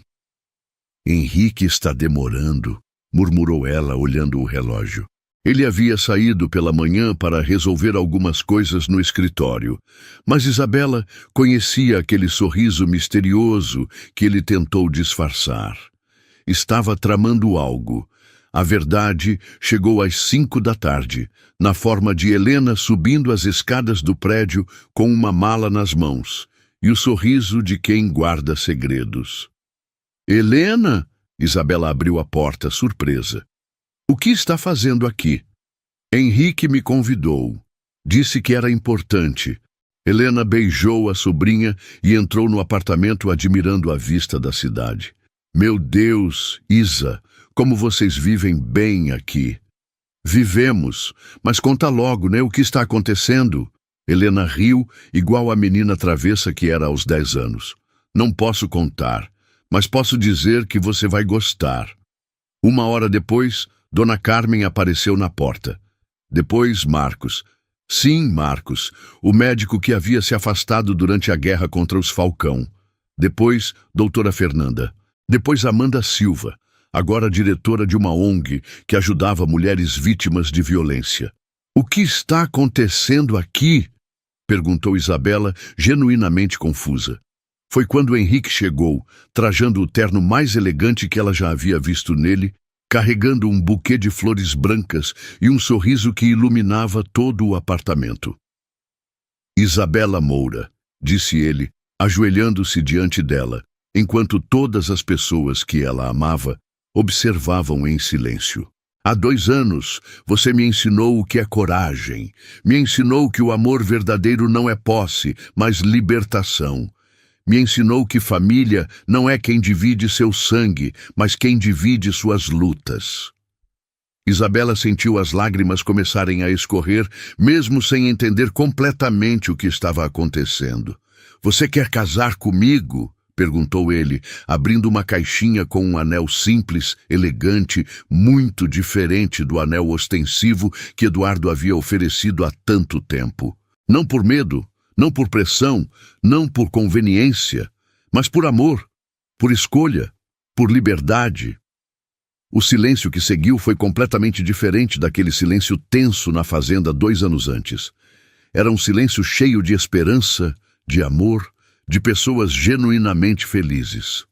Sim, disse Isabela, a voz embargada. Sim, eu quero. Quando Henrique colocou o anel no dedo dela, Esperança bateu palmas, mesmo sem entender o que estava acontecendo. E todos riram. Riram com alívio, com alegria, com a sensação de que finalmente, as coisas boas estavam acontecendo. A cerimônia foi 3 semanas depois, na mesma igreja onde Isabela havia fugido 2 anos antes, mas agora era diferente. Ouro Preto havia se transformado para ela de cenário de pesadelo em símbolo de recomeço. Helena foi madrinha. Esperança foi dama de honra, carregada no colo por Dona Carmen, porque ainda era pequena demais para andar sozinha na igreja. Amanda foi uma das testemunhas, junto com doutora Fernanda. Até Marcos estava lá, finalmente em paz com o passado e genuinamente feliz pela amiga. Quando chegou a hora dos votos, Isabela olhou para as mesmas pessoas que haviam presenciado sua fuga desesperada. Muitas eram as mesmas faces, mas tudo havia mudado. Ela havia mudado. Henrique Duarte, disse ela, a voz clara e firme. Eu prometo amar você com liberdade, não com dependência. Prometo construir uma família com você baseada no respeito, não no medo. E prometo que se um dia você me machucar, não vou fugir correndo, vou ficar e lutar pela verdade. Henrique riu, e havia lágrimas em seus olhos. Isabela Moura, eu prometo proteger você sem te sufocar. Prometo apoiar seus sonhos sem tentar controlá-los. E prometo que nossa filha crescerá sabendo que mulheres são guerreiras, não princesas esperando salvação. Quando o padre perguntou, alguém tem algo contra esta união? Todos riram. Dessa vez, o silêncio foi unânime e feliz. No final da cerimônia, quando saíram da igreja, Isabela não correu. Caminhou devagar, segurando a mão do marido, carregando a filha, cercada pela família que havia escolhido construir. Mas os verdadeiros finais não acontecem nas cerimônias. Acontecem na vida real, nos dias normais, nas pequenas vitórias e desafios cotidianos. 6 meses depois do casamento, Isabela se formou em gestão hospitalar pela Universidade de Lisboa. Henrique fez questão de estar na formatura, carregando Esperança nos ombros, gritando, "Essa é minha esposa", quando chamaram o nome dela. Helena voltou ao Brasil e se tornou diretora de uma escola em Belo Horizonte, especializada em educar meninas de comunidades pobres. Educação, ela dizia, é a única arma que realmente mata a pobreza. Dona Carmen se mudou para Lisboa para ficar perto da filha e da neta. Abriu uma pequena oficina de costura que se tornou famosa entre as portuguesas pelo capricho e delicadeza dos trabalhos. Amanda Silva casou com um jornalista francês que conheceu durante uma conferência sobre direitos humanos. Ela nunca completamente superou os traumas, mas aprendeu a viver com eles, a transformá-los em força para ajudar outras mulheres. Marcos terminou a residência médica e se especializou em psicologia traumática. Hoje atende gratuitamente mulheres vítimas de violência doméstica. Ele e Isabela se tornaram amigos de verdade, finalmente livres das complicações do passado. Doutora Fernanda expandiu a Clínica Santa Teresa e criou uma rede de 5 unidades de saúde comunitária em Minas Gerais. Isabela a visita 2 vezes por ano, sempre levando doações e conhecimento que adquire em Portugal. E Eduardo? Eduardo continua preso. Será elegível para a liberdade condicional apenas em 2057, quando terá 82 anos. Regina morreu na prisão em 2025, aos 65 anos, de um infarto durante uma discussão com outras detentas. Rodrigo foi morto por outros presos quando descobriram seus crimes. Patrícia cumpre pena em regime fechado e provavelmente morrerá na cadeia. A justiça foi feita, mas Isabela aprendeu que justiça não apaga trauma. Ela ainda acorda às vezes com pesadelos. Ainda tem dias em que a ansiedade aperta o peito. Ainda precisa de terapia para processar tudo o que viveu. O que é cura? Perguntou ela um dia para a psicóloga que a acompanha em Lisboa. Cura não é esquecer o que aconteceu, respondeu a doutora. Cura é quando o que aconteceu não controla mais suas escolhas. E Isabela entendeu que estava curada quando, numa manhã de domingo, assistindo Henrique ensinar Esperança a andar de bicicleta no parque, percebeu que havia passado um dia inteiro sem pensar em Eduardo, nos Falcão, ou em qualquer coisa relacionada ao passado. Havia pensado apenas no presente, no marido que a amava sem tentar controlá-la, na filha que crescia forte e independente, na família que havia escolhido construir, na carreira que estava desenvolvendo, nos planos que tinha para o futuro. Pela primeira vez em anos, Isabela Moura, agora Isabela Duarte, estava vivendo uma vida que era completamente sua. Mamãe! Gritou Esperança do outro lado do parque, soltando o guidão da bicicleta pela primeira vez. Olha, mamãe, estou voando sozinha! Isabela riu, o coração transbordando de orgulho. Sua filha estava aprendendo a voar sozinha, exatamente como deveria ser. É assim que se faz, minha guerreira, murmurou ela. É assim que se faz. Naquela noite, depois que Esperança dormiu, Isabela e Henrique sentaram na varanda para assistir o pôr do sol sobre Lisboa. A cidade se espalhava diante deles como um lembrete diário de que o mundo era maior que os traumas do passado. Tem uma coisa que nunca te perguntei, disse Henrique, passando o braço pelos ombros dela. O quê? Se você se arrepende de alguma coisa. Isabela pensou na pergunta com cuidado. Se arrependia de ter conhecido Eduardo? Não, porque sem Eduardo nunca teria encontrado sua própria força. Se arrependia de ter fugido do altar? Não, porque aquela fuga havia sido o primeiro ato de coragem de sua vida. Se arrependia de ter enfrentado os Falcão?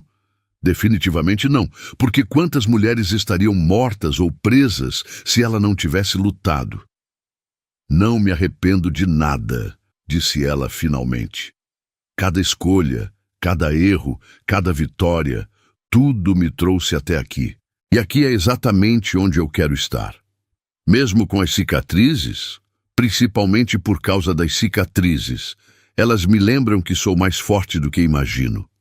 Henrique beijou a testa dela e eles ficaram em silêncio, observando as luzes de Lisboa se acenderem uma por uma. Não é fuga, é libertação. A frase que havia se tornado o mantra de Isabela ecoou em sua mente uma última vez. Mas agora ela entendeu a diferença. Fuga é quando você corre de algo. Libertação é quando você corre para algo. E Isabela havia corrido para uma vida de amor, respeito, propósito e paz. Uma vida que ela havia escolhido, construído e defendido. Uma vida completamente sua. Quer saber de uma coisa? Disse ela para Henrique sorrindo. O quê? Acho que nossa história está apenas começando. E estava mesmo. Se você chegou até aqui, muito obrigada por acompanhar a jornada de Isabela. Histórias como essa existem todos os dias, em cada cidade, em cada país. Mulheres corajosas enfrentando homens poderosos, escolhendo a liberdade mesmo quando custa tudo. Se esta história te tocou, não esqueça de se inscrever no canal para mais histórias de coragem e superação. E me conta nos comentários, qual parte da jornada de Isabela mais te emocionou?